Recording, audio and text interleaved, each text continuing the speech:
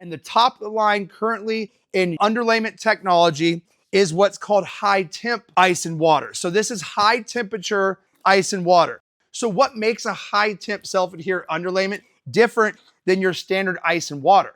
Well, it's in the name, high temp. High temp underlayments have a temperature rating of up to 240 degrees Fahrenheit, a thermal stability of up to 240 degrees, which sounds like a lot, but if you've ever been on a roof in the middle of summer and you put your hand on there or you put a temperature gun on there, there's many times that roofs are getting up to 150, 160, 180 degrees, especially if you're under metal or you're in a direct sunlight at the peak of the day. So this high temp self-adhered underlayment is specifically designed for high wind areas as well as high temperature areas. And the reason for that is because what happens, and this is also installed the same way, take it off, slap it on there like so.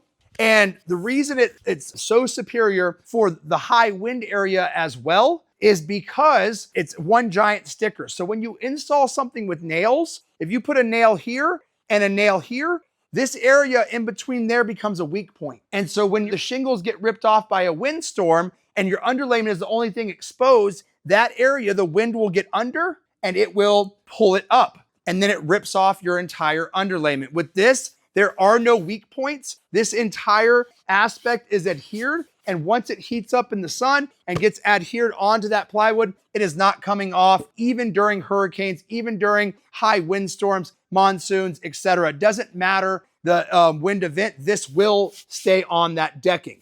Additionally, it is also reinforced with higher tensile strength than your standard tar paper. And it's much thicker and much stronger than your standard synthetic as well. And so that means it is much more resistant to hail strikes. So when that shingle gets damaged, again, that high temp self-adhered underlayment will resist that damage and it will not allow water to penetrate into the home.